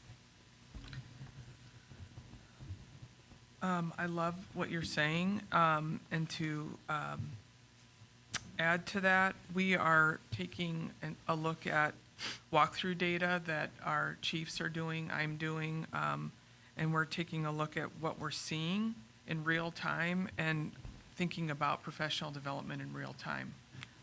So we do have a professional development plan for the year. We're supposed to have it for the entire year, but we are also looking at data that we're doing in classrooms and then adjusting as needed. So I think that's a really important point, yeah. Okay, and is that adding at all to staff workload? You mean the walkthroughs? I just mean the opportunities for professional development in real time and staff efficacy and overall. Yeah, I think it's going to be great for us to understand more about the staff efficacy as we go out and talk to staff. I was just so enlightened when I had a staff member, say to me, I want to better understand my job. That will make me less stressful. That's impacting my mental health. So I do believe that when we can provide quality professional learning for our teachers, that's going to help. We'll be bringing back some information on how we create a system that no matter which school you move around to, what is the district-wide instructional vision. I think that's going to help us. And then, too, as I alluded to the other teacher that had emailed me about the staff efficacy parts of energizing the staff, how they spend their Fridays, how they spend their professional learning days. That's a discussion I'm looking forward to having in regards to our calendar and how it's built and how we take that into consideration. And so, as you can see, we got a lot of work in front of us here. And so some things, we're having lots of conversations. Some of it is just about time and momentum in the order of things, but that's definitely on our radar. As far as us going in, the coaching, I don't think it's so much in regards to additional time because they're doing things always during their school contracted time. I don't think we have a lot going on besides volunteer things that's outside of the work, but it's just the type of work and if it's meaningful and relevant to what they're trying to accomplish in the classrooms. I do want to second Director Borcherding's point about growth. And just from a measurement standpoint, if you want a 5% increase in, students meeting or exceeding benchmark, the easiest way to do that is to get the 5% directly below benchmark and get them up to benchmark. And if you're just laser focused on that, the kids at the top and the kids at the bottom who are either not going to make benchmark with that much work or already over it might not get as much focus on their growth. So I think that's a good point. I added it as a note for a tweak.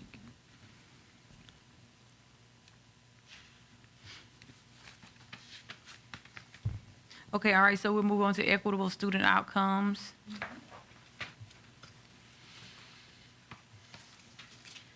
All right, so we've talked a lot about, of course, getting all of our students future ready and things like that. So we don't want to leave any of them behind.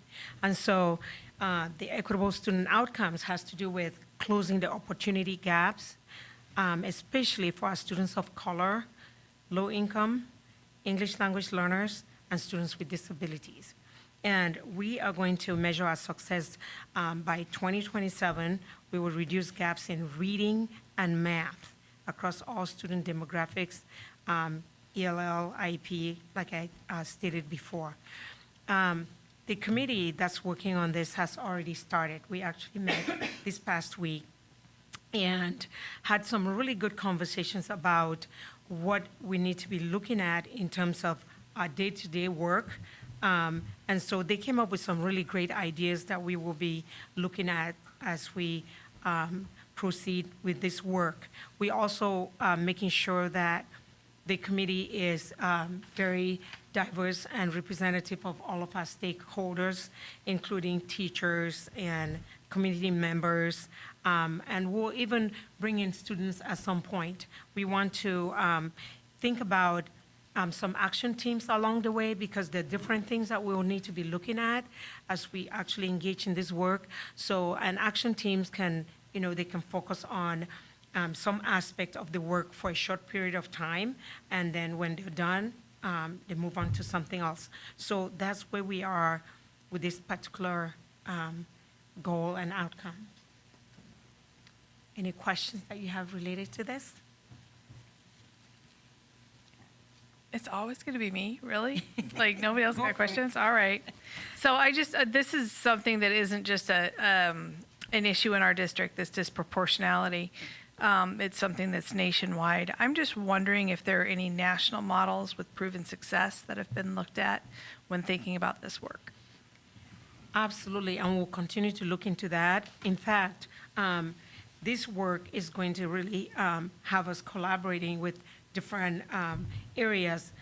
You all heard Adam and his team talk about CTE and those opportunities, because remember, this is about opportunities. And I'm going to mention my background here. I came from an environment where the students had a lot of opportunities, and we focused on same student population, but we call them CLED students, culturally, linguistically, and ethnically diverse students, and including the students with special needs, which we, even though this school was for a lot of gifted and talented students, we had a lot of those. So yes, we have a lot of models that we can use, and we'll also make sure that we're looking at research to see what is the cutting edge research that we can utilize to inform the work that we're going to be doing. So thank you for suggesting that. I love that. Thank you.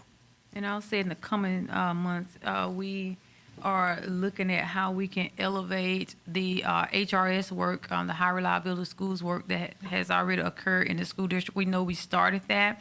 And so we've been in conversations with a partner company. As a matter of fact, they came out and did some walkthroughs within our buildings. And when we think about how we engage students on a tier 1 level, definitely from a national model and work that has been done in several different districts with students the same demographics makeup as ours, the difference that is made. So we look forward to presenting that to the school board here the next couple of months. I think that's going to speak to our goal here of where we have our buildings to meet the ESSA targets. Right now, we have 4 buildings that are under ESSA improvement and state comprehensive plans. And so they will certainly have that opportunity. And again, where a lot of the gaps that we're seeing. And so again, thank you for the question, and more to come in the coming weeks. Yep. Thank you, Dr. Grover, because that speaks to instructional equity, and that's something that we're truly going to zero in on for those students. Awesome, thank you. And so, all right, we're almost there. Safe and secure learning environments. Okay, for safe and secure learning environments, our students will have the social and emotional skills to excel in group settings. And the measure of progress is by June of 2025, we will decrease physical aggression without injury and defiance, insubordination and non-compliant behavior referrals by 5%. So we believe all students need to feel safe and secure in their buildings, classroom, and at activities. And we have started this work by hiring a safe and secure learning environment coordinator, Janessa Carr. And we are developing a safe and secure advisory committee with members of the community. Can I ask a question on that one? Yep. Where did we come up with the number 5%? When it comes to physical aggression and decreasing that, it seems like it should maybe, hopefully be a higher number than that. So our numbers show our 2 highest behaviors, minor infractions and incidences, are physical aggression without injury and the defiance and subordination. And so physical aggression without injury could be like hitting a wall, or it could be throwing a book. And what we notice is our overall success outcome measure is decreasing suspensions. So if you look at the data, the correlation between defiance, insubordination, and physical aggression often leads to suspension. So we came up with 5% because it's realistic. When we start setting SMART goals, I think there's also an opportunity for us to really look at, when we talk about a safe and secure learning environment, the idea of how adults are interacting with students so that they don't become escalated to the point of throwing a book or something like that, as well as that defiance and insubordination or non-compliance is sometimes an internal or external, like it's a communicative tool, because that's what behavior is. So how do we train our adults to see that information? That's really what it's looking at. Do we think that that 5% number is realistic because of the, let's say, the limitations that are placed on us through the Department of Justice? I think the 5% is realistic in the sense that one thing that doesn't come out of this is the N for some of these students. So the number of students. So one student, for example, could have 45 incidences of insubordination based on their IEP or individualized educational plan because they have an FBA and a BIP. So you have to kind of look at that too. So it's not so much the restrictions of the Department of Justice, but it's also how do we work with our students so that they don't get to that point. Right. I know that it does have a direct correlation to how our educators feel, or well, our whole staff feels, and how they feel safe in their own work environment as well. So I hope it's higher than 5%. Yeah, I think as we are working through, and again, we had some numbers in here, and we had to go back and really look at our data at our starting point to try to see how we can manage it. But I do believe that it has to come in conjunction with developing some different strategies of support for our staff. Right now, the most of what we're hearing, and I'm continuing to try to learn more about it each day, our team is they're out there working hard, visiting campuses. But basically, there is a certain impression that with the DOJ, it's hands off. Like, that's all we know.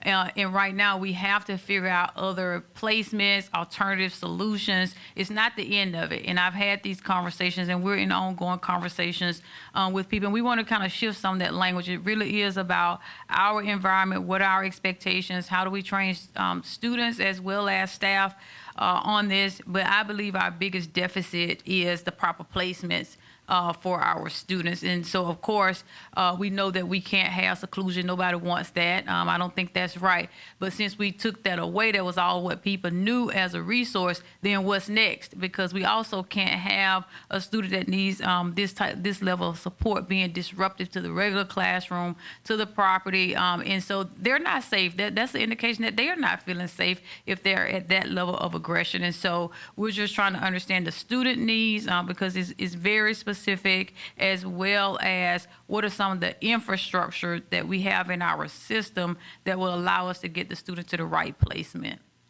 And I do think it's important to note that, like, physical aggression without injury and subordination, those are all state-defined codes. So something that might be coming back is what is the actual definition of, because when you hear physical aggression, you hear something and something comes with it, but to look at the actual definition of what that means, it could be something else, and we can bring that back.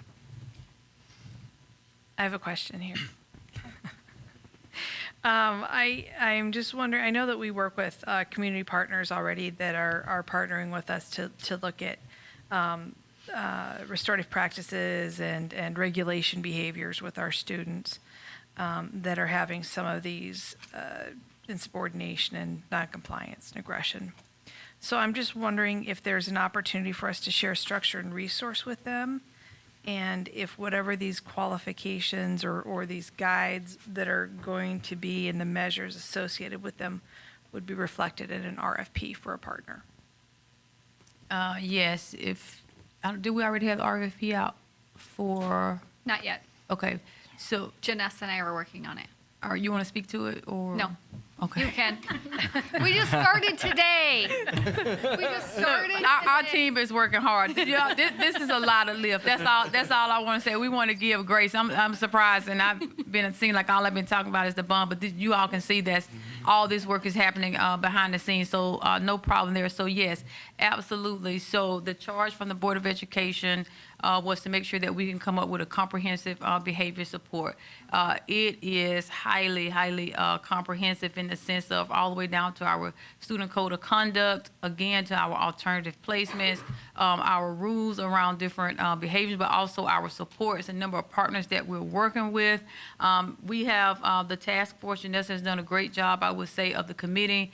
A lot of different people involved with it, but we recognized immediately in order for us to pull this off in the way that the board is expecting for the upcoming school year, we need to know what else is out there and available in regards to a very structured system. So we will have an RFP going out here shortly, calling for some support in this particular area. Okay. Yeah, I think it's just so super important to even just terminology, to use the same terminology between us and partners. Just to provide that consistency for our students so that what they're hearing from us is reflected with what they're hearing in a different program, or if it's a before or after school, or if it's in school partnership. So I appreciate that. Thank you. All right, very good. Well, the last one, okay, so you already heard about this earlier from Adam, and so Kareem, are you coming, Adam, which one of you all coming back for this one? I'll come back, but I think you've heard most Yes, of this. yes. So, graduating college and career-ready students, what is the design? Well, you heard most of that this evening, but Cedar Rapids Community School District students will develop a plan, pathway, and passion that will prepare them to pursue the college and/or career of their choice. By June 2027, we will increase the graduation rate by 10 percentage points. By June 2027, Cedar Rapids Community School District will reduce gaps in graduation rates across all targeted subgroups, racial, socioeconomic, and program designation. By June 2027, Cedar Rapids Community School District will reduce gaps in career-connected learning courses by, we haven't determined a percentage yet. Doesn't have 1 year, does it? No. And by June 2027, 100% of Cedar Rapids Community School District graduates will earn college credit and/or a career certificate. Ooh, I'm feeling a lot of pressure with these dates. Yeah, that's a robust goal, right? Yes, I might have to tweak that one. Okay. That's where we want to be, but that's okay. That's exactly what we want. So we'll pause right here for a second to see, I guess maybe the last little wrap up, as we talked about earlier, in regards to what the board is adopting. I'll just use this because this is the most simplest form to look at it. But what we're asking for approval on tonight would be the 4 pillars as outlined, the 13 strategic anchors that our executive cabinet came to explain to us tonight. We also talked about our progress measures as well as the success measures here. And so the success measures, these are our end goals. And so the data that we talked about earlier, that's data we're tracking along the way. But this just goes to our 4 big goals. And really, I would say, I think most all of these came over from the last strategic plan because we were still working towards it. They were good then, they're good now as far as I'm concerned. We just have a little bit more of an outline in regards to how to get there. And so student achievement, equitable student outcomes, safe and secure learning environments, as well as graduating college and career-ready students. And you can see the different indicators. That's 15 indicators underneath there. And so somewhat of what the next steps would look like for us after adoption tonight. We do have our statewide report card that comes out in October. We have a board retreat scheduled for December 1st, and so at that point we should have our dashboard ready, and we'll have all the data that's loaded into it so you can kind of see how we'll be tracking this going forward. I did make a note, so when we go for approval tonight, we will add growth in the areas for the benchmark data that was spoken to earlier tonight, but other than that, it would be as presented tonight. And we'll take any additional questions. I just do want to go on record for one more thing, and then I think I'm done, believe it or not. These are really hard goals. I mean, I like that we're pursuing them, but I do just want to go on record to make sure that educators will not be subject to negative outcomes if the goals aren't achieved, that we're really clear about that. Agree. Is that all parties included?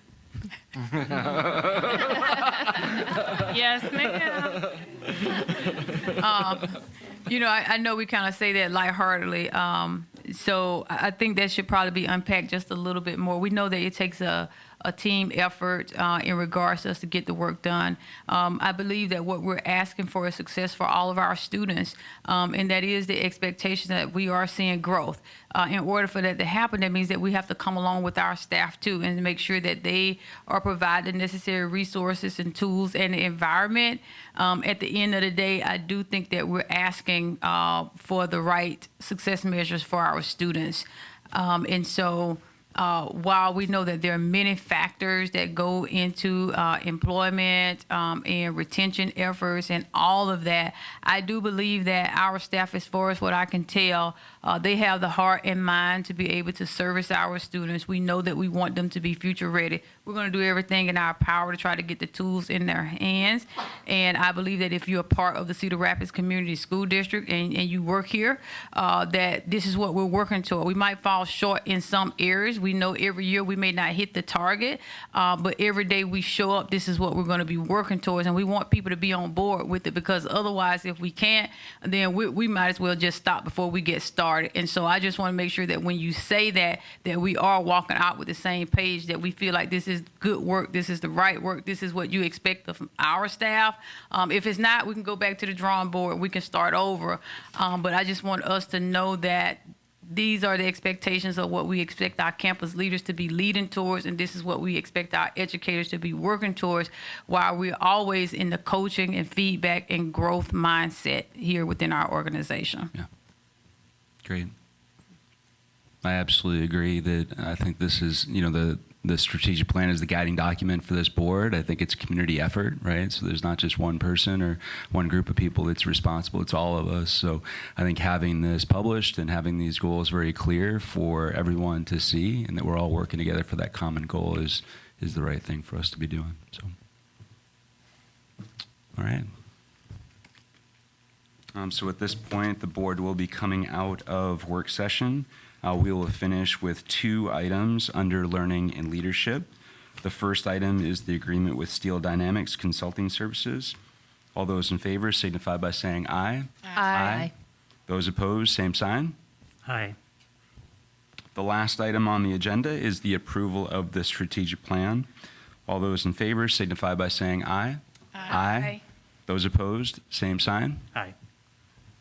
With no further business, we stand adjourned. Great job.